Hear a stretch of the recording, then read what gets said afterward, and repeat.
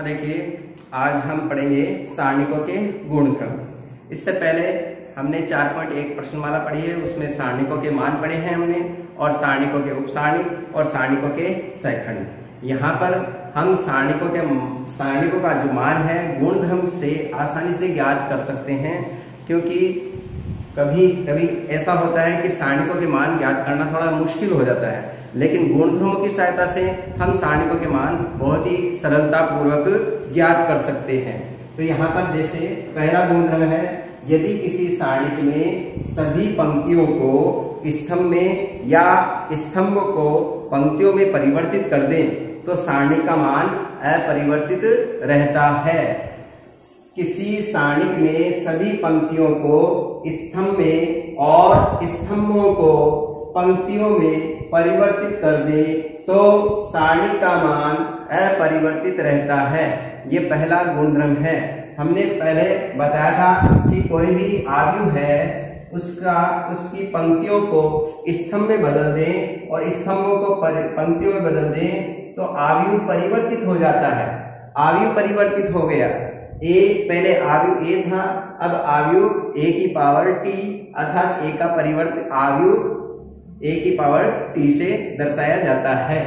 तो ये अलग आयु है, ये अलग आयु है, लेकिन एक वर्ग आयु की पंक्तियों को स्तंभ को पंक्तियों में बदल दे तो उसकी सारणी का मान, इसके सारणी का मान और इसके सारणी का मान क्या होता है, बराबर होता है। ए की पावर टी का सारणिक और ए का सारणिक, अगर ए वर्ग आयु है तो ही उसका सारणिक ज्ञात किया जा सकता है। तो ए वर्ग आयु है, उसका सारणिक और इसके परिवर्त आयु का सारणिक बराबर होता है। ये हमारा पहला गुणधर्म है, इसको हम सत्यापित करेंगे। तो देखिए इसकी उत्पत्ति है कि मान लेते हैं ये सारणिक, इस सारणी का मान क्या है, डेल्टा है। A1 B1 C1 A2 B2 C2 A3 B3 C3 ये पंक्ति, पहली दूसरी पंक्ति तीसरी पंक्ति, ये सारणी का मान डेल्टा है। अब इस पंक्ति को, पहली पंक्ति को पहला स्तंभ बना दिया A1 B1 C1 A1 B1 C1, दूसरी पंक्ति A2 B2 C2, यहाँ पर दूसरा स्तंभ बना दिया A2 B2 C2, तीसरी पंक्ति A3 B3 C3 और तीसरा स्तंभ हुआ A3 B3 C3। पंक्तियों को स्तंभ में बदलने पर है। और आप ऐसे भी लिख सकते हो, स्तंभों को पंक्तियों में भी बदल तो भी यही आएगा। देखो ये आपका पहला स्तंभ A1 A2 A3 और ये पहली पंक्ति में, स्तंभों को पंक्ति में बदल दो तो ये आयु आएगा। तो चाहो तो आप कह दो पंक्तियों को स्तंभ में बदलने पर या स्तंभों को पंक्तियों में बदलने पर, क्योंकि देखो पहला स्तंभ A1 A2 A3 पहला पंक्ति बन गया, दूसरा स्तंभ B1 B2 B3 दूसरी पंक्ति बन गया B1 B2 B3 और तीसरा स्तंभ C1 C2 C3 तीसरी पंक्ति बन गया। तो स्तंभों को पंक्तियों में चेंज कर दो या पंक्तियों को स्तंभ में परिवर्तित कर दो। मान लेते हैं पंक्तियों को स्तंभ में बदलने पर इसका सारणी का मान क्या है, डेल्टा 1 है। इसका मान डेल्टा है, इसका मान डेल्टा 1 है। हम सिद्ध करेंगे इस सारणी का मान और इस सारणी का मान क्या है, बराबर है। तो देखिए सबसे पहले हम इस सारणी का मान ज्ञात करेंगे इससे सारस्वचित्र विधि से। सारस्वचित्र विधि से, तो सारस्वचित्र विधि आपको बताया था मैंने, आसानी से हम सत्यापित कर सकते हैं सारस्वचित्र विधि से। तो सारस्वचित्र विधि क्या है, ये सारणिक हमने ऐसे कैसे लिखा, A1 B1 C1 A2 B2 C2 A3 B3 C3।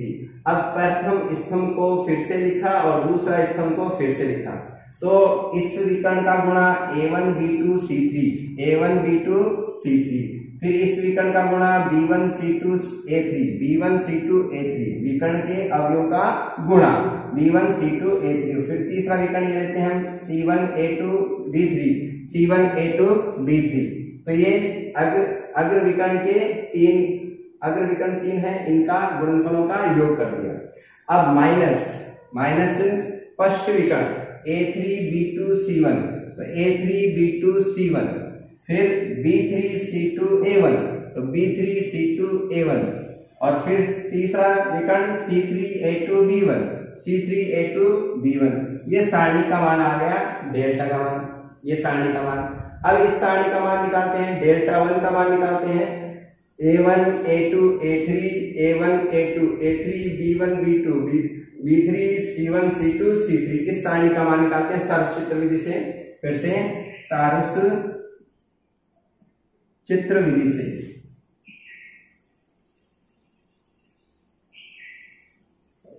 सारस चित्र विधि से प्रथम स्तंभ A1 B1 C1 A1 B1 C1 फिर से लिखा, A2 B2 C2 ये A2 B2 C2 लिखा हमने। अब ये विकर्ण का गुणा, विकर्ण के अवयव का गुणा A1 B2 C3 A1 B2 C3, फिर इस विकर्ण के अवयव का गुणा A2 B3 C1 A2 B3 C1, फिर A3 B1 C2 ये A3 B1 C2, ये अग्र विकर्ण के अवयव के गुणनफलों का योग हो गया। अब पश्च विकर्ण, पीछे वाला विकर्ण C1 B2 A3, तो C1 B2 A3 बीच में लगाएंगे हम minus, C2 B3 A1 C2 B3 A1 C2 B3 A1, फिर ये विकर्ण C3 B1 A2 C3 B1 A2 C3 B1 A2 ये विकर्ण आ गया। इसको हमने समीकरण नंबर 2 दे दिया, ये समीकरण नंबर 1। अब देखिए ये दोनों मान बराबर हैं क्या? बराबर है। देखिए कैसे, सबसे पहले A1 B2 C3 A1 B2 C3 A1 B2 C3 A1 B2 C3 आ रहा है, B1 C2 A3 B1 C2 A3 B1 C2 A3 B1 C2 A3। देखो तीन संख्याएं A B C, इनका गुणा कैसे भी करें बराबर आएगा, B गुणा C गुणा A करें तब भी बराबर आएगा। तो किसी भी क्रम में लिख सकते हैं C A B C गुणा A गुणा B। तो देखो ये केवल अवयव का क्रम बदला, A3 B1 C2 A3 B1 C2, ये और ये गुणनफल बराबर आएगा। इसी तरह C1 A2 B3 ये C1 A2 B3 C1 A2 B3 C1 A2 B3 इनका गुणनफल समान आएगा। तो देखो ये इसके बराबर है, ये इस अवयव के बराबर है, ये इस अवयव के बराबर है, तो इनका योगफल और इनका योगफल क्या हुआ? समान। अब यहाँ से A3 B2 C1 A3 B2 C1 A3 B2 C1 A3 B2 C1 का गुणा A3 B2 C1 का गुणा, B3 C2 A1 का गुणा B3 C2 A1 का गुणा, ये और ये बराबर है। इसी तरह C3 A2 B1 C3 A2 B1 C3 A2 B1 ये बराबर है, तो ये इसके बराबर है, ये गुणनफल इसके बराबर, ये इनका गुणा इसके बराबर है। तो देखिए ये पद इसके बराबर, ये पद इसके बराबर, इनका अंतर भी क्या होगा? समान होगा। तो 1 और 2 से डेल्टा और डेल्टा 1 क्या होगा? बराबर मान होगा। तो हम इसके आंकिक प्रश्न भी करेंगे और हम सत्यापन भी करेंगे कि किसी भी पंक्तियों को स्तंभ में और स्तंभों को पंक्तियों में बदलने पर, पंक्तियों को स्तंभ में स्तंभों को पंक्तियों में बदलने पर सारणी का मान अपरिवर्तित रहता है। अर्थात A का सारणिक और A के ट्रांसपोज का सारणिक बराबर होता है। ये गुणधर्म है आपका, A का सारणिक और A के ट्रांसपोज का सारणिक हमेशा बराबर होता है। ठीक है, ये पहला गुणधर्म हुआ आपका।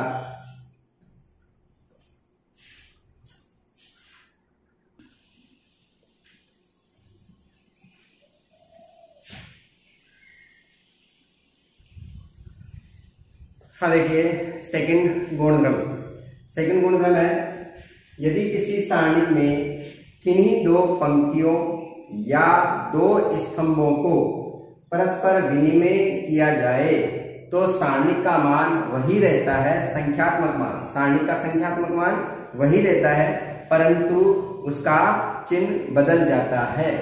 ठीक है, किसी सारणिक में किन्हीं दो पंक्तियों या दो स्तंभों को, या तो दो पंक्तियों को या दो स्तंभों का परस्पर विनिमय एक्सचेंज या इंटरचेंज कर दें हम, तो सारणिक का संख्यात्मक मान वही रहता है, परंतु उसका चिन्ह बदल जाता है। ठीक है, अर्थात देखिए हम इसकी उत्पत्ति करेंगे कि सारणिक मान लेते ये है वही डेल्टा बराबर A1 B1 C1 A2 B2 C2 A3 B3 C3 3x3 क्रम की सारणिक है।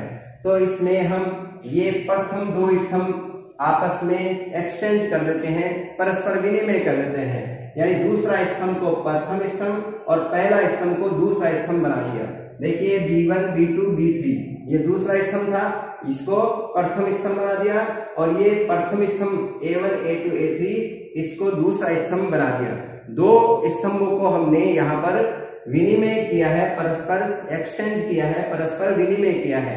हम सिद्ध करेंगे कि इस सारणी का मान और इस सारणी का मान संख्यात्मक रूप से तो बराबर है, लेकिन इसका अगर चिन्ह धनात्मक आता है तो इसका मान आएगा ऋणात्मक में, और इसका मान अगर ऋणात्मक में आ रहा है तो इसका मान आएगा धनात्मक, अर्थात ये एक दूसरे के विपरीत चिन्ह के बराबर है। हम सिद्ध करेंगे डेल्टा बराबर माइनस डेल्टा 1 के बराबर है, ये सत्यापन करेंगे। तो देखिए उत्पत्ति की है हमने।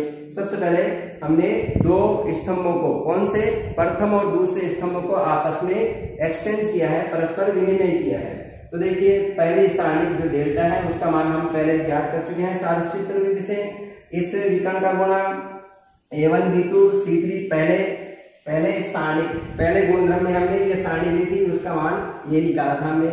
इस विकर्ण का गुणा, इस विकर्ण का गुणा और इस विकर्ण के अवयव का ये गुणा, माइनस पश्चिम विकर्ण के अवयव का ये गुणा, ये तो हुआ आपका सारणी जो हमने पहले भी ज्ञात किया था। अब इस सारणी का मान निकालते हैं जो आपका नया सारणिक है, प्रथम दो स्तंभों को बदला है। तो देखो पहला स्तंभ B1 B2 B3 B1 B2 B3 A1 A2 A3 और तीसरा स्तंभ वही है C1 C2 C3। अब सारस्चित्र विधि से प्रथम स्तंभ पुनः दोबारा लिखा हमने B1 B2 और B3, और दूसरा स्तंभ A1 A2 A3 ये पुनः दोबारा हमने लिख दिया। अब सारस्चित्र विधि से ये हुआ B1 A2 C3 B1 A2 C3 A1 C2 B3 A1 C2 B3 C1 B2 A3 C1 B2 A3, ठीक है।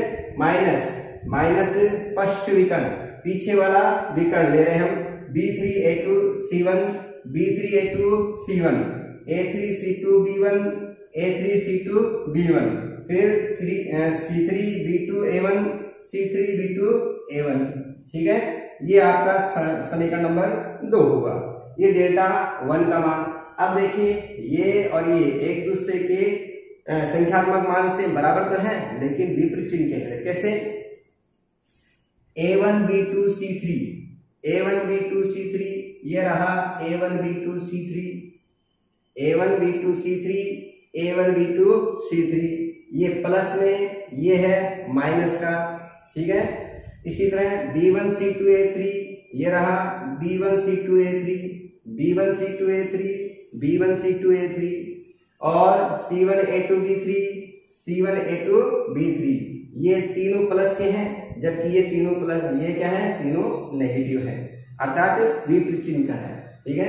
इसी तरह ये माइनस के हैं, minus A3 B2 C1 minus A3 B2 C1, ये आ रहा प्लस का A3 B2 C1, फिर B3 C2 A1 ये रहा B3 C2 A1, ये नेगेटिव आ रहा है, ये पॉजिटिव आ रहा है, और ये C3 A2 B1 C3 ये A2 B1 ऋणात्मक है, माइनस में है, और ये C3 A2 B1 ये पॉजिटिव है, अर्थात ये धनात्मक है तो ये ऋणात्मक है, और ये ऋणात्मक है तो ये धनात्मक है, अर्थात 1 और 2 से ये स्पष्ट है कि डेल्टा किसके बराबर है, माइनस डेल्टा 1 के बराबर है। ये पॉजिटिव, ये नेगेटिव आ रहा है, ये नेगेटिव तो इधर पॉजिटिव आ रहा है, अर्थात इसका मान तो सेम आ रहा है लेकिन चिन्ह बदल गया, माइनस में, और ये इसके यानी ये प्लस में आ रहा है तो ये माइनस में आ रहा है, ये माइनस में आ रहा है तो ये प्लस में, अर्थात डेल्टा जो है वो माइनस डेल्टा 1 के तुल्य है। इस प्रकार ये सत्यापित होता है कि कोई भी दो स्तंभ को परस्पर विनिमय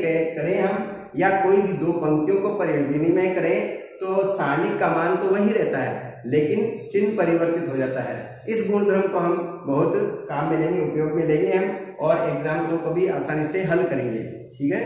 ये एग्जाम्पल आपके गुणधर्म सेकंड हुआ।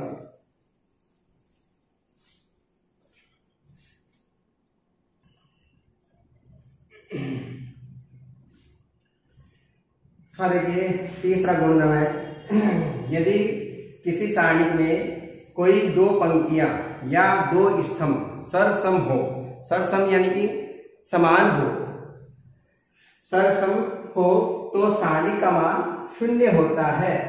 कोई भी दो पंक्तियां या दो स्तंभ अगर सरसम यानी कि समान होते हैं तो सारणी का मान 0 होता है। जैसे ये सारणी दी गई है ABC, पहली पंक्ति ABC, दूसरी पंक्ति समान है यानी सरसम है, प्रत्येक अवयव पहला अवयव के बराबर, दूसरा अवयव के बराबर, तीसरा अवयव के बराबर हो तो इसको हम कहते हैं सरसम।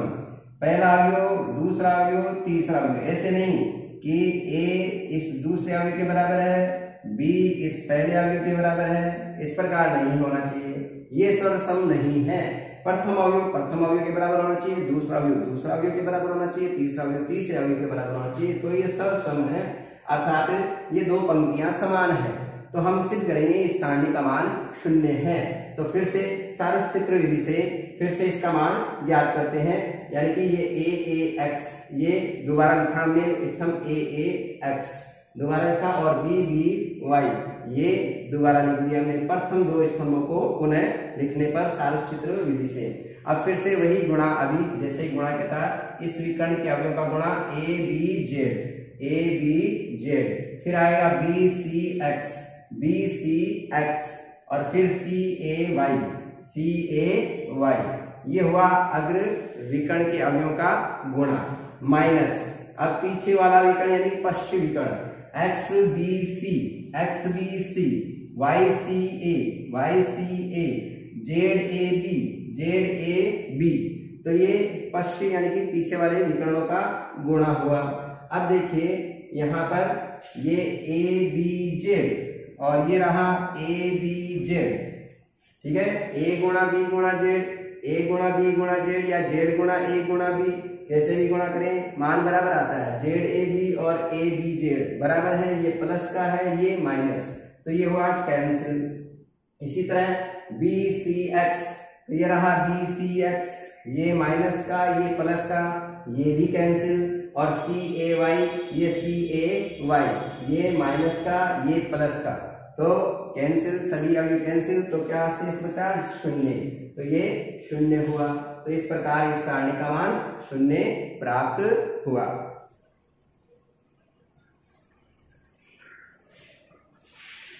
अरे गुणक्रम 4, गुणक्रम 4 क्या है? यदि किसी सारणी में किसी पंक्ति या स्तंभ के सभी अवयवों को किसी अशून्य संख्या से गुणा कर दिया जाए तो प्राप्त सारणी का मान मूल सारणी के मान तथा संख्या के गुणनफल के बराबर होता है। जैसे ये हमारी मूल सारणी है, मान लेते हैं ये मूल सारणी है, इस सारणी का मान मान लेते हैं डेल्टा है, इस सारणी का मान डेल्टा है। अब हमने इसकी दूसरी पंक्ति को किसी अशून्य संख्या k से गुणा कर दिया, दूसरी पंक्ति के सभी अवयवों को k से अशून्य संख्या k से अगर गुणा कर देते हैं तो ये प्राप्त जो सारणी है डेल्टा 1 जो है ये मूल सारणी यानी डेल्टा और इस संख्या k के गुणे के बराबर होगा। अर्थात हम सिद्ध करेंगे डेल्टा 1 जो है वो k गुणा डेल्टा के तुल्य है, कि मूल जो सारणी है डेल्टा और जिस संख्या से गुणा करते हैं उसके गुणनफल के बराबर होगा प्राप्त सारणी। कोई भी पंक्ति के प्रत्येक अवयव को, यानी पहली पंक्ति ले लो या दूसरी पंक्ति या तीसरी पंक्ति, हमने कौन सी पंक्ति ली? दूसरी पंक्ति ली है, इसके प्रत्येक अवयव को हमने k से गुणा किया है, k अशून्य संख्या उससे गुणा किया है, तो हम सिद्ध कर देंगे कि इस सारणी का जो मान है वो इस मूल सारणी और इस संख्या के गुणनफल के बराबर है। मूल सारणी का मान तथा उस संख्या के गुणनफल के बराबर होगा। ये प्राप्त सारणी के लिए डेल्टा 1 का मान जो है वो k गुणा डेल्टा के बराबर सिद्ध करना है। तो मैंने लिखा है बीच की पंक्ति के प्रत्येक अवयव को k से गुणा करने पर प्राप्त सारणी है डेल्टा 1। तो देखिए सबसे पहले मूल सारणी का मान निकालते हैं सारस्चित्र विधि से।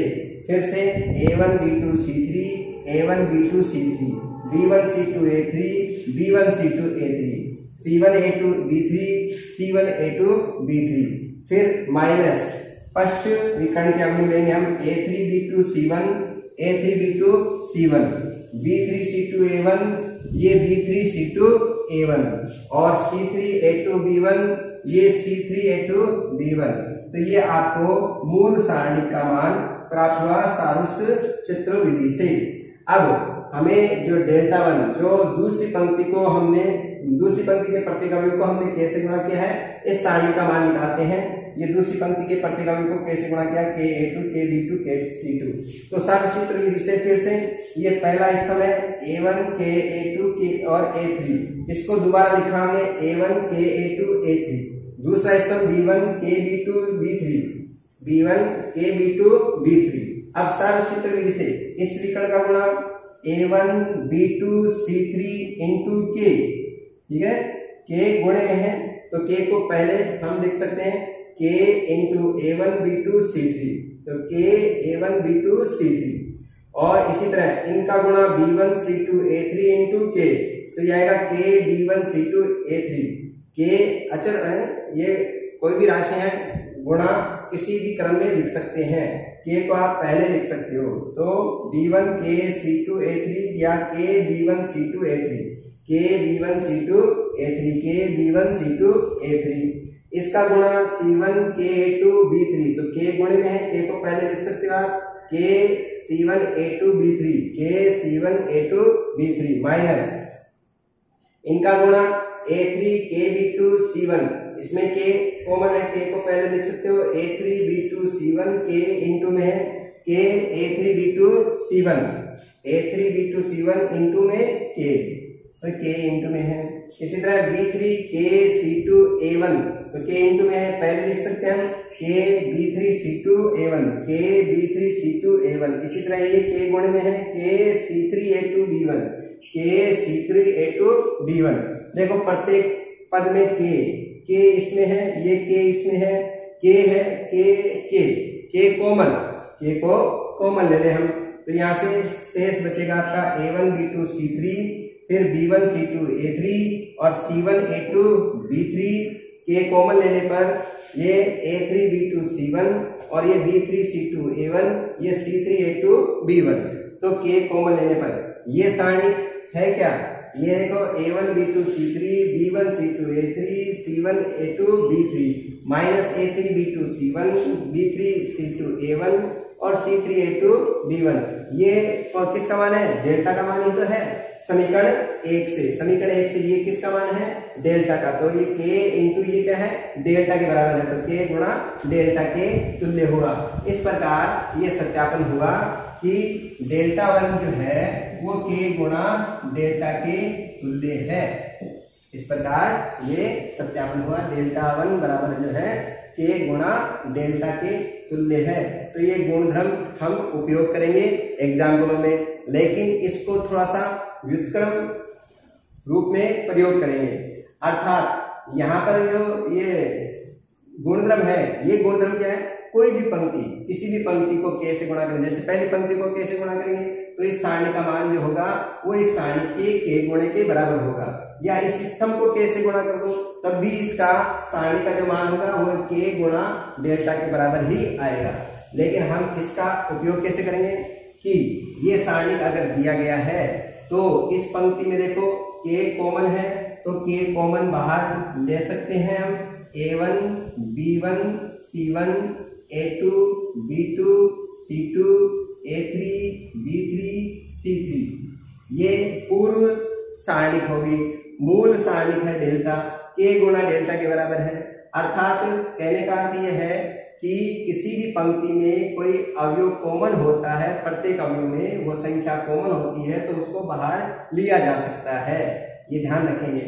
अगर इस सेकंड पंक्ति में देखो प्रत्येक अवयव में K कॉमन है तो K बाहर ले सकते हैं। प्रथम पंक्ति में अगर K कॉमन होगा तो K बाहर ले सकते हैं। प्रथम स्तंभ में K अगर यानी कोई संख्या कॉमन है तो उस संख्या को बाहर ले सकते हैं। किसी भी पंक्ति में या किसी भी स्तंभ में कोई संख्या कॉमन हो तो उसको हम बाहर ले सकते हैं। देखो गणित का विशेष नियम है कॉमन लेना, कॉमन लेने से गणनाएं आसान हो जाती है, सरल हो जाती है। तो ये गुणधर्म किसमें प्रयोग होगा, यहाँ पर ये बड़ी संख्या कोई पंक्तियों में कोई स्तंभ में कोई संख्याएं कॉमन हो तो उनको बाहर लेकर और उनको छोटी बना सकते हैं और इससे सारणी का मान थोड़ा ज्ञात करना सरल हो जाता है।